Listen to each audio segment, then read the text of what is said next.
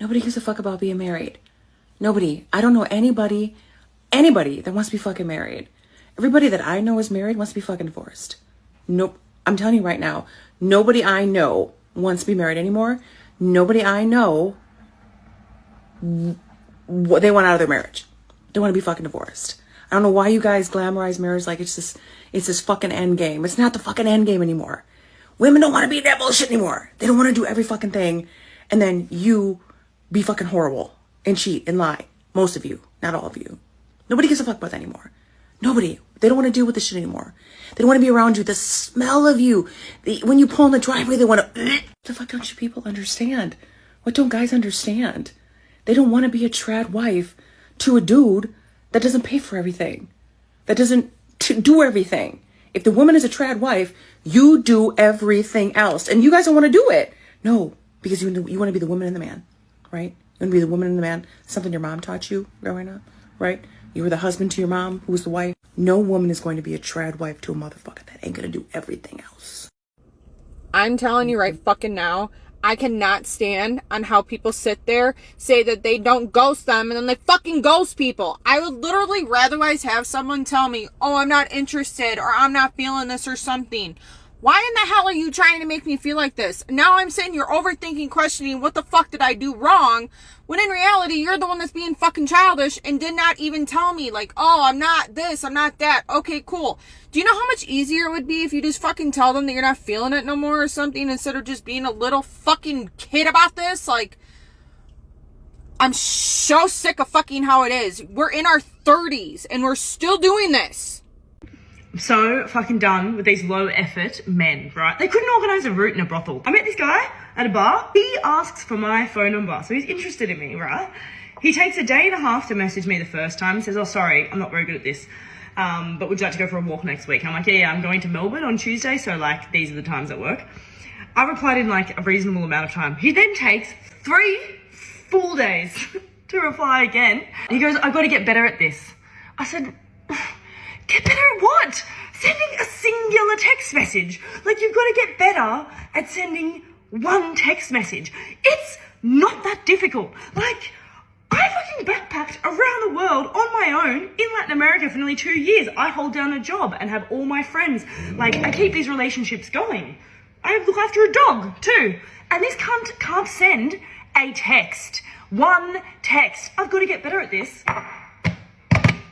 Hey, I'd like to see you. I'd like to catch up with you on Tuesday. How does this time and this time work?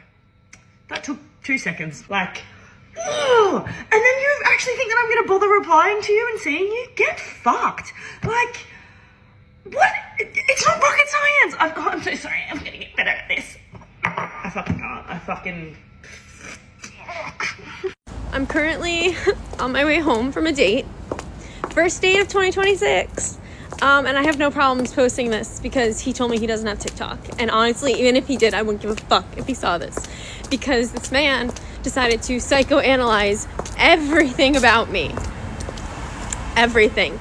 He and I met in the wild. We met playing kickball. And we had a really great time. And I was like, oh my God, he's like kind of cute. And like we were having fun. So we decided to go on a date. So we did. And as the date's going on, we're having a lovely time. I'm having a great time. But then he starts getting a little drunker. And that's when the truth starts to really come out. And he was like, psychoanalyzing me. And literally was like, I bet you're on anxiety meds. And I was like, yeah, I am. Like, how'd you come to that conclusion? He's like, you just give those vibes. He was like, you're clearly a very sheltered person. You're clearly somebody who thinks you know everything and like has seen the world, but you don't know anything. And then he just starts going on and on and on about all the things that he's decided about me. In 2 hours, he's decided all of this about me to make me feel bad about myself. I have no idea. And he was like, then trying to question me, oh, how many relationships have you been in? I'm like, that's none of your business. He's like, I bet you've been in a lot of situationships, but don't ever have a boyfriend. And I was like, wow, you really just have me all figured out. So we're starting the year off really strong. And I wish I could like make this funny, but at this point, like it's not funny. It's just mean. It's just mean. My problem problem is that I hate men, you know? Lots of women think it's like a female empowerment, I'm a strong woman thing to say that you hate men. On the contrary, when a woman says she hates men, it's usually a telltale sign that she has terrible, horrific experiences with men and that she allows toxic men into her life, into her love life, into her bedroom. The question isn't, are men toxic? Because there will always be toxic men and women in the world. The question is, why are all the toxic men in your life? Why have you allowed men to treat you so badly that you now hate them? But I think it's so funny how when a guy cheats, we're like, oh my gosh, you're such a fucking pig, blah, blah, blah, blah. When a girl cheats, we're like, oh my gosh, what did he do to make you do that? Like, what was he doing? Hello? Do we hear ourselves when we say that? Women are addicted to being victims. They don't want to fix it. They don't want to heal, because the reality of it is, in their everyday lives, without being a victim, they are invisible. Clear indication that a woman is trapped in this victim cycle and that she does not want to get out of being a victim. She wants to remain a perpetual victim, which eventually she turns into the very monster that made her a victim, is when you try to get to the source or the root of the problem, they always deflect every single time. I have observed this in a multitude of discussions when it comes to relationship dynamics between men and women, when it comes to women being faced with the things that make them uncomfortable, whether it's obesity, whether it's standards of beauty, whether it's relationship dynamics. Every time you try to drill down to the source of the problem, they always deflect. Because when you force them to come face to face with the source of why they are in this perpetual state of victimhood, it makes them look very stupid. It makes them look extremely psychotic and crazy, like, oh, so this is manufactured trauma. You are reliving this trauma over and over again instead of seeking the necessary help from a licensed professional to unpack that trauma and to address that trauma and to heal from that trauma. A lot of these women who claim that they're healing from trauma, that's not healing, it's isolation. And then when they come out of that isolation and they find themselves interacting with someone who either triggered that trauma, perpetuated that trauma, or caused the initial trauma, then they relive the cycle over and over again. Jillian Michaels definitely made me think about that, because every time she tries to get to the source of the problem, they deflect. Every time she says, okay, what is it that is going to make you happy? Let's get deeper. They deflect. And so this is why I say stay away from women who make being a victim an entire identity and personality, because they don't want to heal. They don't want to fix what it is that put them in this perpetual state of misery and unhappiness. They want to stay there because they're addicted to it. Eventually, that victim becomes the very monster that made them a victim, because hurt people always hurt people.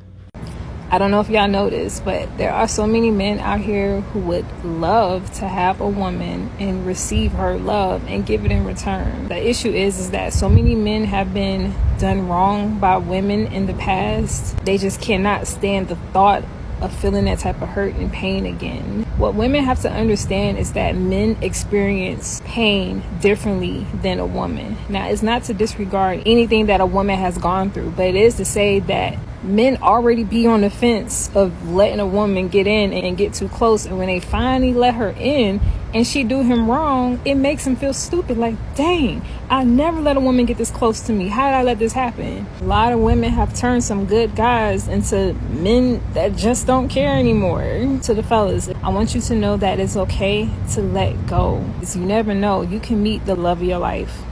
When she blames you for not being enough. I had a client who bent over backwards for his girlfriend, planned dates, supported her, did everything under the sun to make this girl happy. But no matter what he did, it was never enough. She just dismissed his efforts and just acted like they didn't count. Eventually, he did stop trying. He was drained. And the moment that he did stop, she just flipped on him. You never show up for me. You don't even care about me. And that, folks, is subtle gaslighting. A narcissistic woman will invalidate everything you do until you break. Then blame it on you for it. If you constantly feel like you have to prove your love, like nothing you do is ever enough, it's not you. It's the game that she's playing. Healthy relationship will not make you question your own worth. It will make you feel seen. Women will see how strong you are and they will try to break you down because your presence makes them jealous and insecure. If you ever wonder why a woman is acting crazy with you, it's simply because she was not able to break your ego because you're strong enough. You need to understand, if you're a prideful man, if you are strong and you're confident, there will be women who are only in your life to prove to themselves that they're better than you. And how can they do it? By getting you to act out of your emotions. Yeah, you'd like to think like, nah, you know, my ex, she didn't do that. But look at the way that she was acting. Was she like trying to get you to do something for her that you didn't want to do? You know, was she acting out? Was she disrespecting you? She was doing all of this so that she could receive the validation that she was better than you. How did she receive the validation? By you giving her access to you. One-on-one coaching in bio. As a woman, dealing with a man who knows his worth is literally like the most like humbling experience ever, because he will literally cut your ass off. Like, he'll let you slide on a couple of crazy things, but like that final one, your ass is cut. And that shit is so heartbreaking, because it's like when a nigga mess up, you're like, boy, you will never hit this again. But when you mess up and you really gotta accept the fact that you messed up and that you will never hit that again, that is very humbling, okay? It's very heartbreaking. It's something very hard to come to terms with. Like, wait, I messed that up? Oh, no. The accountability really starts to kick in, and it feels a lot like shame. But they always come back, so just make sure next time you don't act crazy, okay? Because I'm not going to act crazy with you. Look, nobody really likes to hear what they're doing wrong or where they're falling short. If you can't be honest with yourself and have that conversation of, I kind of was not the best sister during that season, wasn't the best mom during this time period, I need to work on this, I need to fix myself, and apologize, maybe to the people that it affected, if that's a necessary step. But if you can't even do that, you're not going to have a lot of successful relationships in life. For me, I have to sometimes step back and say, what part did I play in a certain relationship, and how can I improve myself not to repeat that thing? It doesn't make me a bad person. It doesn't make you a bad person. Take the criticism and critique with a grain of salt. Listen to the person who is telling you these things. Consider their feelings, work on yourself, and move on. Your relationships will get so much better, but people have to be willing to work and improve themselves in order to do so. If not, the relationship is going to fall apart. Let's keep it a buck. A lot of women are the problem in their relationship too. Understand what I'm saying? A lot of their relationships don't work out because of the woman as well. All right. It ain't just the man. Now, some women do not want to admit that. You see what I'm saying? They want to put all the blame on the man. The whole time you want that man to change when you didn't make change in yourself. You see what I'm saying? You're not perfect, baby. It's things he don't like about you, just like it's things you don't like about him. So if y'all came together and worked together and got through the things together, maybe you all would last. And us as women won't have to continuously go through different relationships. It's called taking accountability and stop putting the blame all on that one person. Understand what I'm saying? Now, it is times where it can just be that person, but I'm talking about when you get in one relationship, you get another relationship, another relationship, and ain't none of them going well. And it's like, damn, all the relationships was because of that man, and that man. None of that had nothing to do with you. Baby, you might be too masculine for the goddamn man, if we're being honest. You see what I'm saying? You might not be showing your softer side. You know what I'm saying? You might not be catering to that man like he needs you to be. You might not be being the woman that you need to be for him to be great. You see what I'm saying? Baby, shit. You heard it here first. Yeah. I would say things like, just leave me alone. And then he'd actually leave, and then I would get mad because he left, even though that's what I told him to do, but I really meant that I didn't want him to leave, and now he's confused and I'm angry. I finally realized that men can't hear emotion, they can only hear words. You can't say one thing and then mean another and then blame the man. That's on us. Excuse me if I don't make any sense for a moment. I'm trying to get into the mind of a feminist, okay? So they want equal rights, right? So whatever that means to them, probably abortion, right? Bodily autonomy. But that doesn't mean equal rights for men, because men still have to sign up for the draft, get circumcised without their bodily autonomy permission. They don't get to hit a woman back if the bitch slaps him. And they have to work in society. For society to work, men have to work, not women. So how in the world does feminism still make sense to this day? Once women achieved the right to vote and have their own bank account, I think that's where it could have fucking stopped. Because what the fuck are you even fighting for anymore? Because it's not equality, it's superiority, it's narcissism, it's vanity, it's nonsense is what it is, it's nonsense. As a photographer who specializes in intimate weddings, courthouse and elopements, engagements, couples photos, anniversaries, that type of stuff, I can see when a man is like checked out. There is no connection there. It's like God has literally given me eyes to see true godly love versus worldly lust or loathe or whatever you want to call it, because it ain't love. But I can see when that man he do not want to be there. He do not like the woman. None of her jokes are funny to him. Nothing that she or the kids do is impressive to him. Like I can clearly see when these men are unhappy. And then it be like engagement photos, like y'all not even married yet and this man act like this. Sis, I see a lot, and man, it's just so much that we as women don't see when we so focused on trying to get a man to stay, trying to have a just have a man just to say you got a man, and you already seen the signs, and you think like having a baby gonna make him change. You think getting a ring gonna make him change, marrying him gonna make him change, moving in with him gonna make him change. It's not.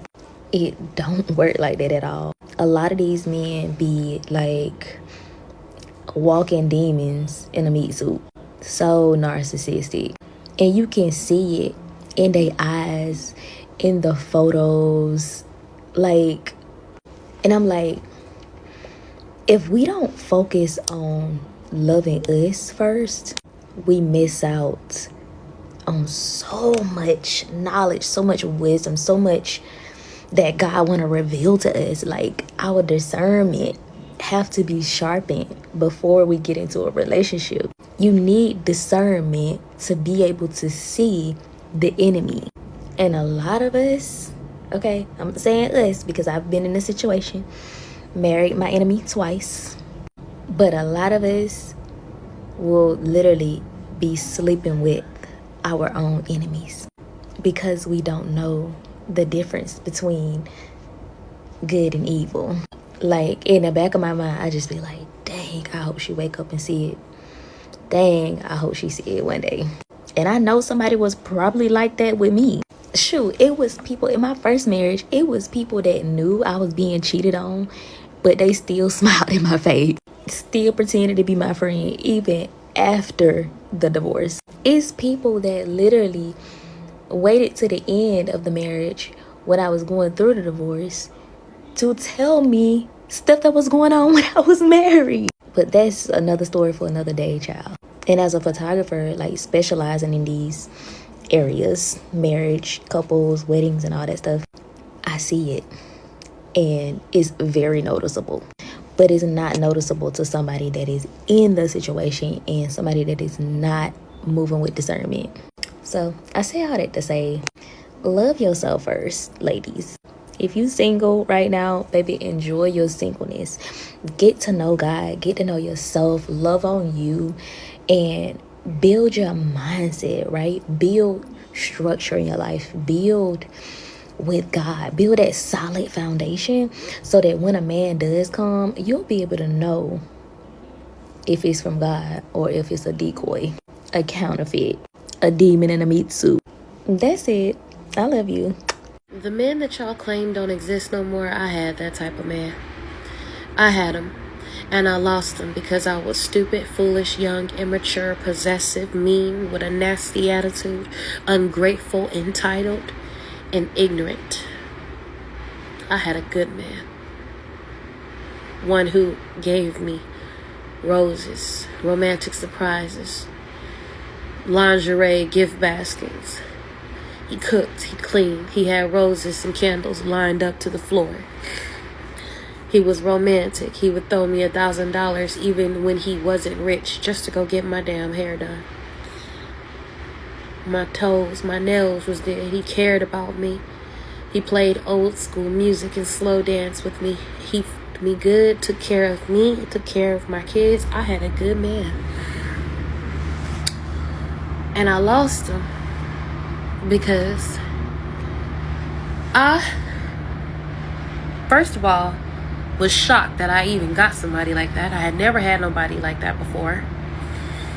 And I went into overdrive just doing stupid shit to try to control him and put my claws into him. And it was unnecessary because I had somebody who loved me for real and did not cheat. Loyal. Oh, loyal. If you got some man like that, please do the work. Be appreciative and be grateful. Don't be entitled. Do kind and nice things for him. Don't just be a taker. Give back. Respect him. Oh, respect him. Because that man, baby, he gone. He with a new woman. And she looked happy as hell. She looked happy as I did when I was with him. I'm happy for her. You live, you learn. But I'm here to tell you, you guys always say, oh, there's no good men that don't exist. They exist, but they are rare. And if they came into your life, take this message as go get some therapy, go get some help, go heal, go work on yourself, and pour back into that man. Because a good man will wake up one day. Good men are not blinded to the fact that they are a wonderful person to be with.